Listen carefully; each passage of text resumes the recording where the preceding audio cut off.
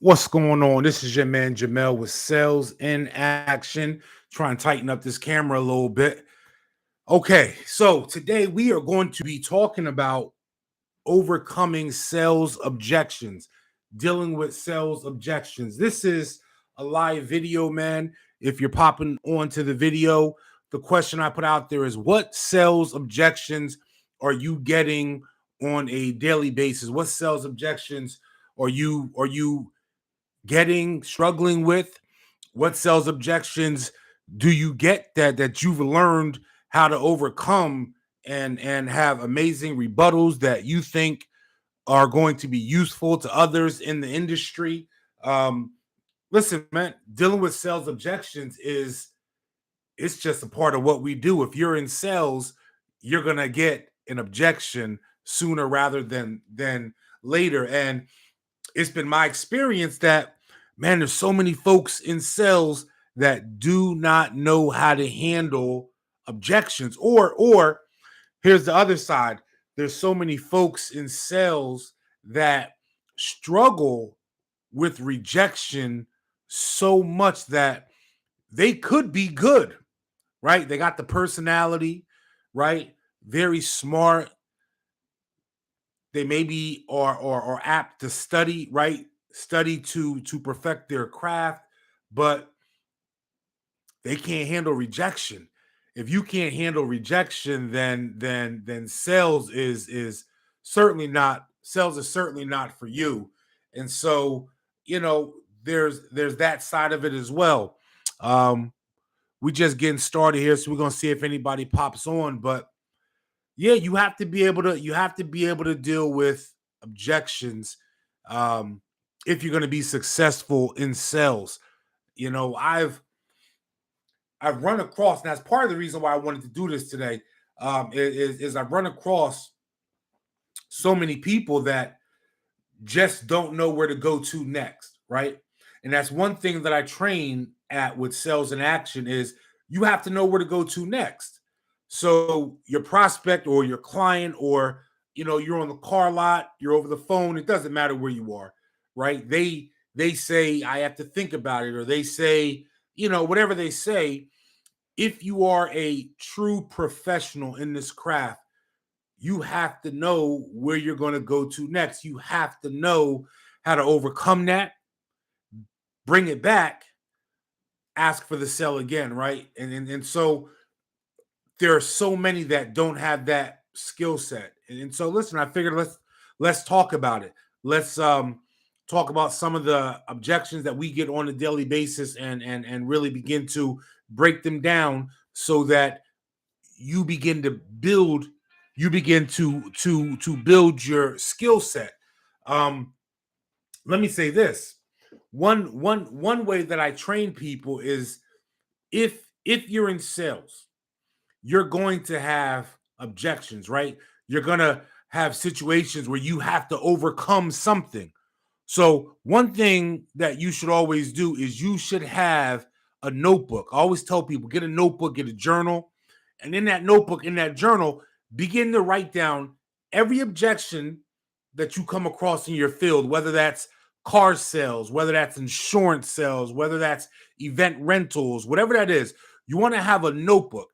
And in that notebook, you want to write out all of the objections that you get on a daily basis.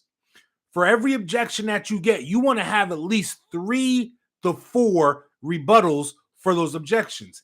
That way, you never have to think, you never have to guess.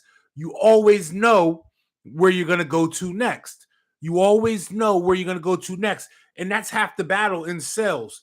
It's not having to think about it, but having it come to you freely because you put the time, energy, and effort in to perfect your craft. So if you haven't purchased a notebook, a binder, something, a journal, highly recommend you cop one of those and you begin to put in those journals every objection that you get, every objection that you hear, so that you can put a rebuttal in there next to it and have, like I said, 3 to 4 rebuttals for every objection, right? You want to be prepared. That's what it means to be successful in sales. It means to be prepared. You've got to be prepared for whatever scenario may come at you. And how do you do that? You do the things that help you be successful. And this is just one of those things that helps you to be successful. That's getting that journal, writing the rebuttals in it, and then, obviously having those answers there for you. So listen, let me ask you this. Do you know the difference between a objection and a statement, right? The reason I ask you that is because what I found is that so many people do not understand the difference between an objection and a statement. A lot of times, what your prospect is doing is making a statement. And then even with that statement, sometimes those statements don't even warrant a response from you, right? But they're making a statement, and what we do is we assume that that statement is an objection, and it's something that we have to answer. It's something that we have to go back and forth with them like it's a tennis match. And let me tell you, that is not the case. A statement is a statement. When your prospect asks you a statement, or your client asks or makes a statement, excuse me, what you really want to do is you want to ask more questions, right? I love that, because that is, to me, the hardest sales. QAQ, question, answer, question. You want to ask as many questions as possible. See, what happens when you ask questions is eventually they're going to tell you exactly what you need to know to close the deal, right? So you want to ask as many questions as possible. So when a prospect makes a statement, let me give you an example. I want to think about it. Immediately, most salespeople think that's an objection that needs a rebuttal. And, they start to get aggressive, and the conversation doesn't tend to go the way you want it to go. So you got to peel that back. You got to slow that down a little bit. Understand the difference between an objection and a statement. So I want to think about it. That's a statement. Because it's a statement, what that means is I have to ask more questions to figure out why they're saying what they're saying. In the process of doing that, what happens is, what I'm trying to do through QAQ, right? Question, answer, question. Or some people say probing. What I'm doing through that process is I'm trying to figure out why they're saying what they're saying, so I can learn what the true objection is, right? So somebody may say something along the lines of, I want to think about it. The first thing you want to do when you're dealing with objections is you want to agree with them. Why? Because I want them to see that I'm on their side, right? I'm not an enemy. I'm with you in this. I want to help you. Help me help you. So I want to align myself with them and with their interests. I want to think about it.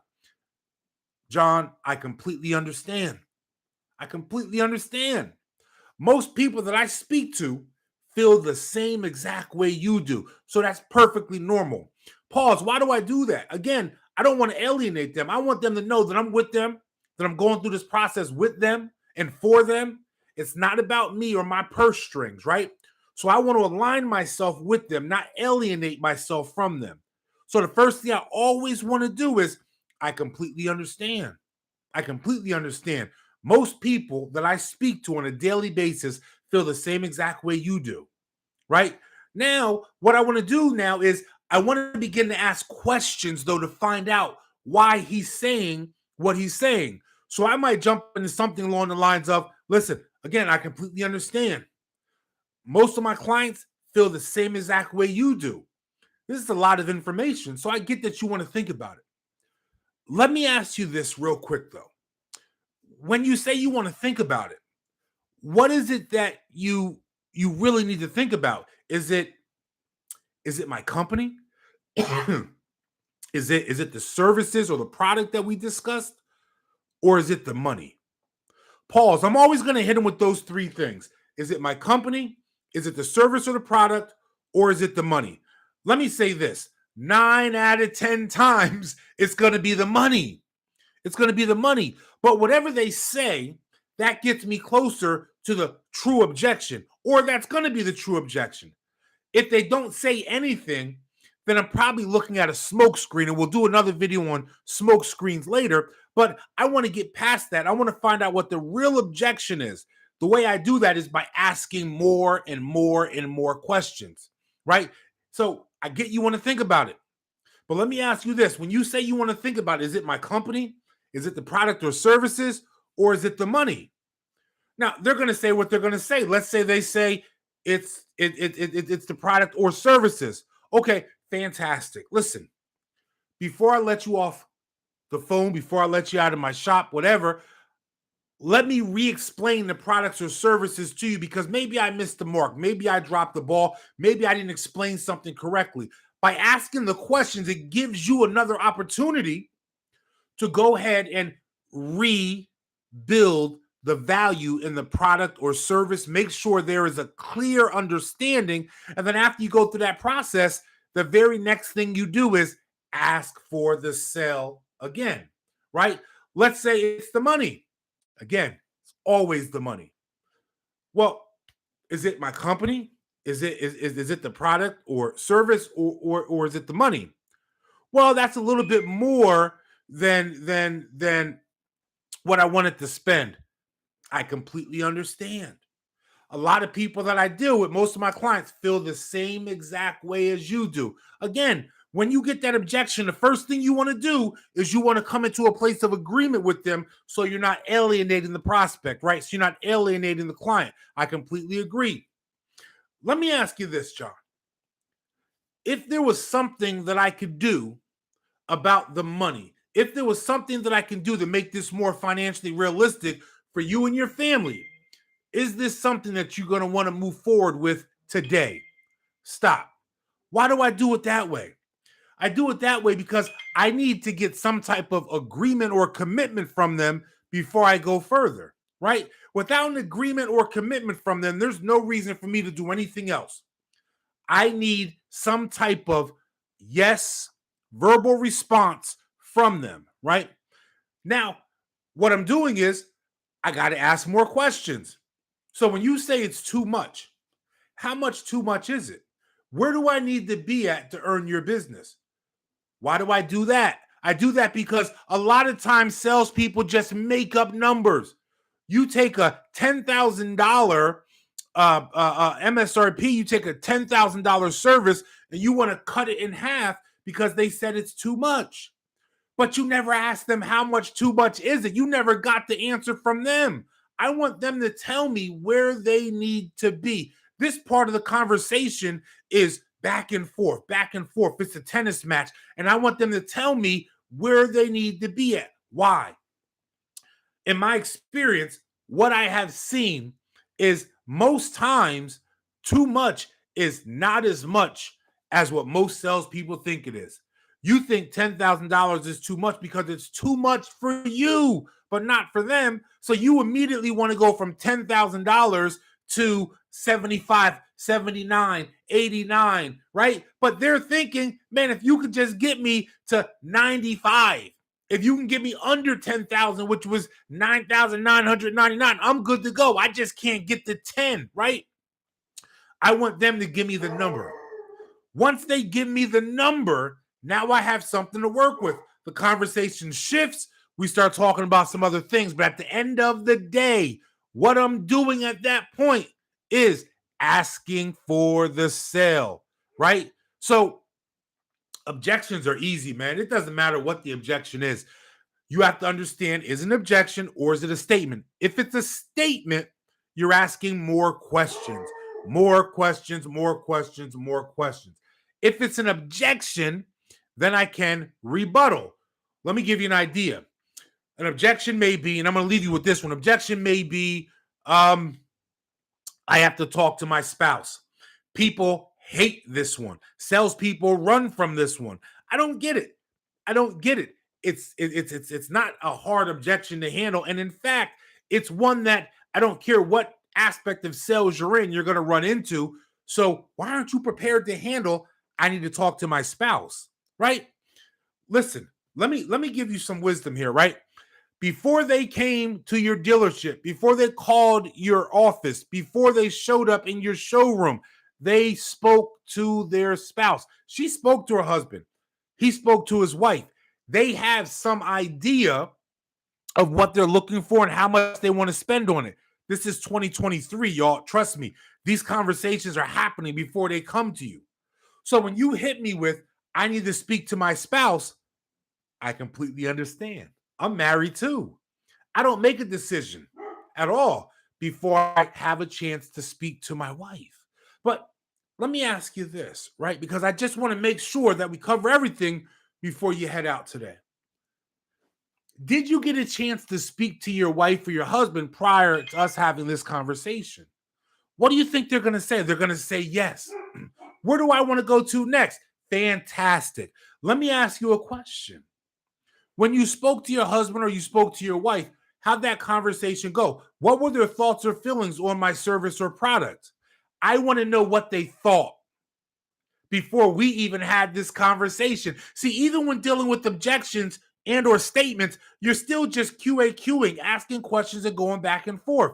Oh, they understand we need to do this. They understand we research it's a great product. Okay, so if I hear you correctly, and I believe I do, you guys already agreed prior to you coming in that this product or service was going to be what's best for your family.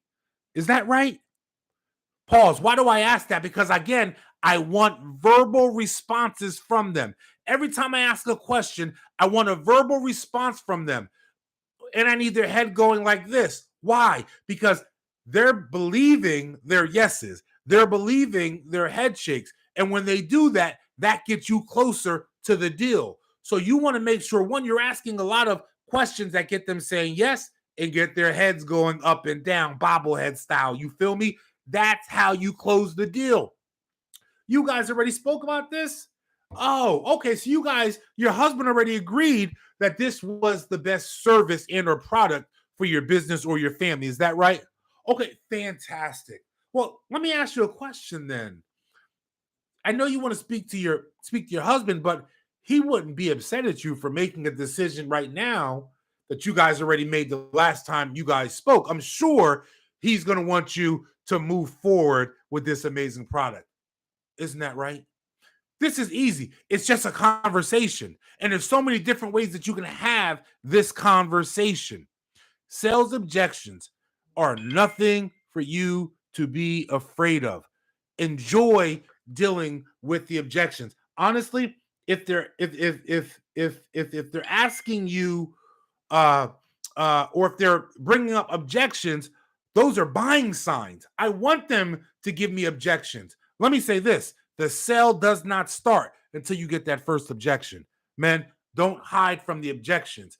Want the objections, enjoy the objections, but prepare yourself for the objections. If you don't have one, go out and cop that journal today. Go out and get that journal today and write down every objection that you get on a daily basis and all the ways that you handle those objections. Listen, this is your man Mel with Sales in Action. We're going to be going live quite often, talking about different sales related things. If you get an opportunity, pop and enjoy us. If you watch this video, if you listen to it, hit that like button. Don't forget to subscribe, and I'm going to holler at y'all next time.